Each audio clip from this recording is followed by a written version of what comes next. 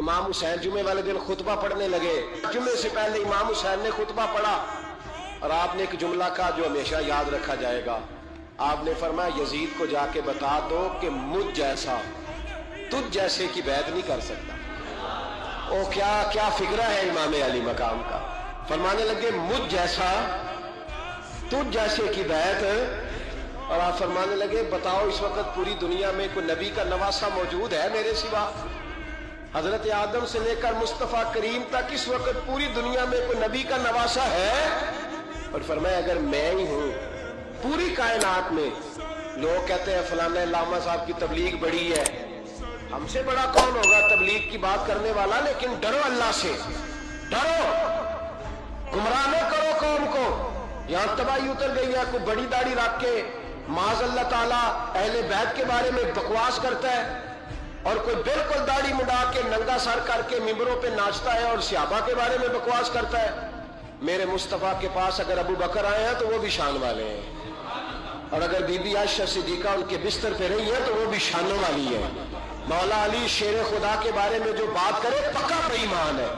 عجیب تماشا لگ گیا ہے جی. جو رب نبی پاک کے جسم کے قریب مکھی نہیں آنے دیتا وہ گندا بندہ حضور کے قریب آنے دیتا ہے. عجیب تماشا ہے. امت کو تباہ کر رہے ہو, کافر کو موقع دے رہے ہو یہ کہنے کا کہ تمہارے نبی کے پاس بیٹھنے والے ٹھیک نہیں تھے. اگر حضور کے پاس بیٹھنے والے ٹھیک نہیں تھے تو بعد والے کیسے ٹھیک ہو گئے؟ تو یہ باز آنا چاہیے ان بے شرموں کو. یہ امت میں تفرقہ ڈالتے, بے حیائی کرتے. سنو اور یاد رکھو, حضرت امام حسین نے خطبہ پڑھا نا جب جمعے والے دن, فرمایا مجھے پہچانو تو میں کون ہوں؟ تو عمر بن سعد بولا, پکے نمازی بولے. عمر بن سعد کہنے لگا حسین جلدی کر ہمارا جمعہ لیٹ ہو رہا ہے. بلے ہو نمازیوں جلدی کر ہمارا. آئے ہائے کیا نماز ہے. یعنی نبی پاک کے نواسے کو شہید کریں گے اور شہادت کے بعد جمعہ پڑھیں گے اور نماز میں کہیں گے اللہم صلی علی محمد وعلی آل محمد. ان کو شہید کر کے قتل کر کے جمعے کا خطبہ دیا جا رہا ہے اور نماز پڑھی جا رہی اللہم صلی علی محمد وعلی.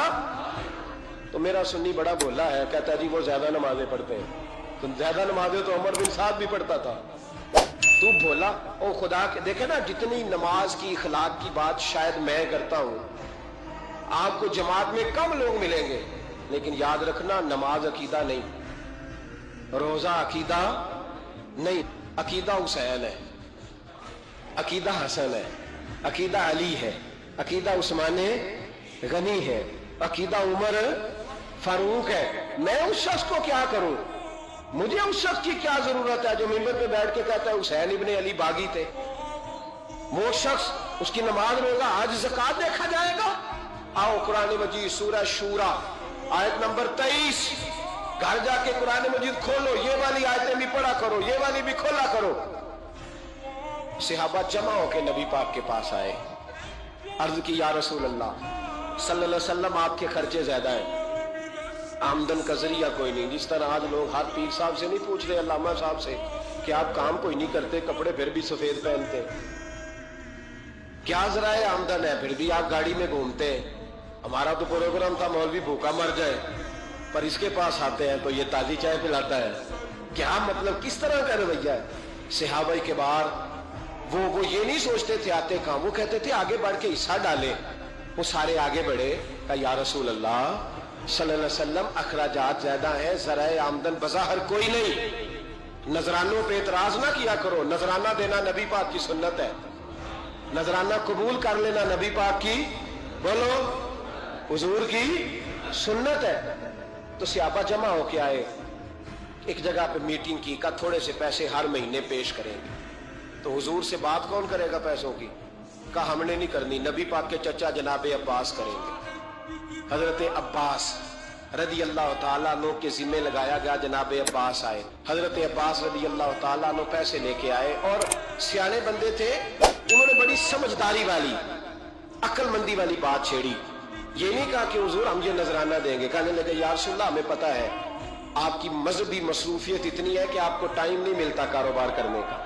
اگر آپ کام کریں گے تو پھر آپ کس طرح کر کے دین کا کام ہو سکے گا. یا رسول اللہ آپ نے جو ہمارے لیے کیا ہے اس کا ہم بدلہ نہیں دے سکتے, ایک حرف کا بدلہ نہیں دے سکتے, हुजूर ये थोड़ा सा नजराना हर महीने लाया करेंगे, कबूल कर लें।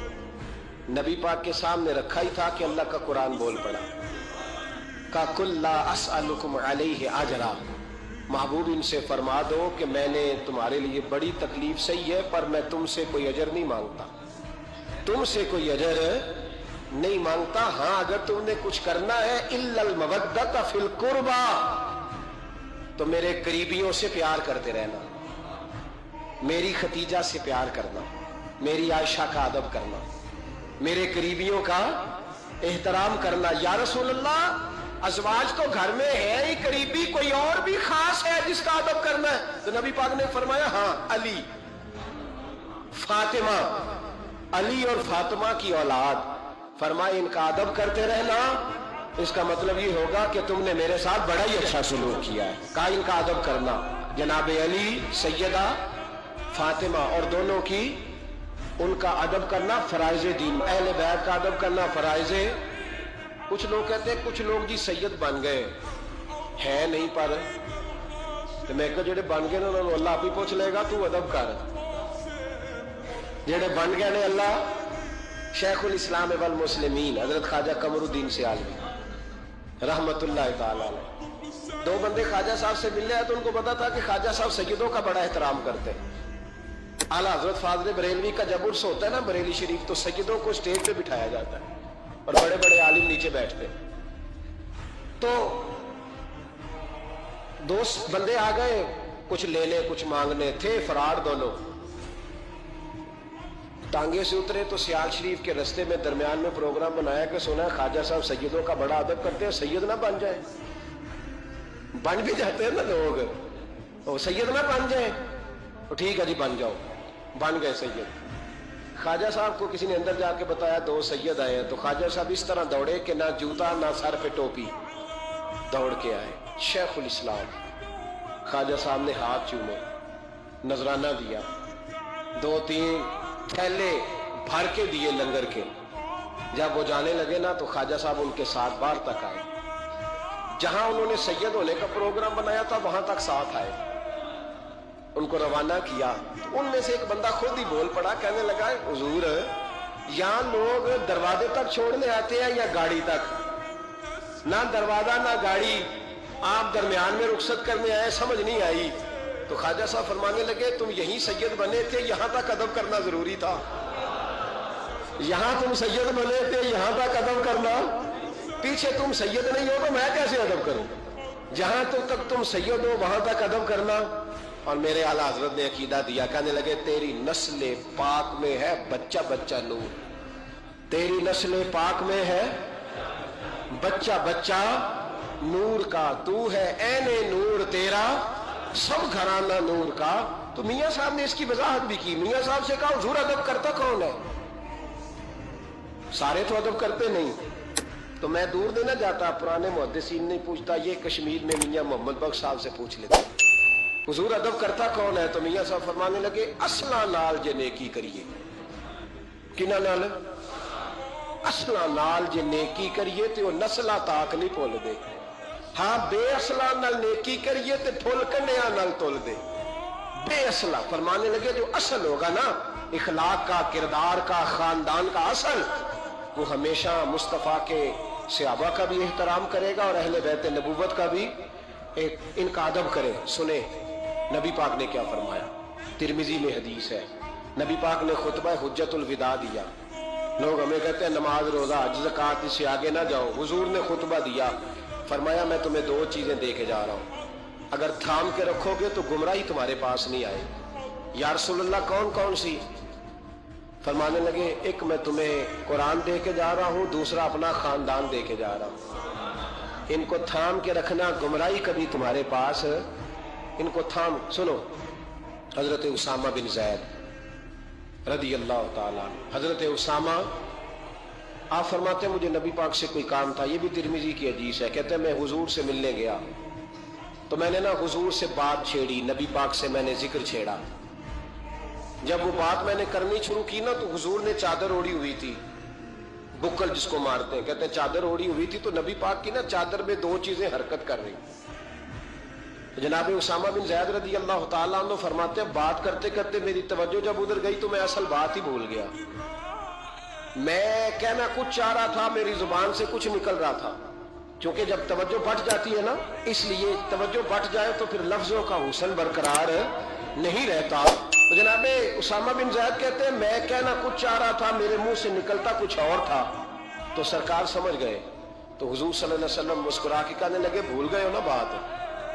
तो मैंने कहा हुजूर भूल गया हूं। तो कहते मैं भी इनसे कब से कह रहा हूं कि बाद आ जाओ, लेकिन ये नहीं आ रहे। कहते मैं और परेशान हुआ कि ये किन से हुजूर कह रहे हैं। तो नबी पाक ने चादर मुबारक को खोला, एक बगल से इमाम हसन निकले, दूसरे से इमाम हुसैन निकले। यहां भी मुल्ला परेशान है, बड़ी टेंशन में है।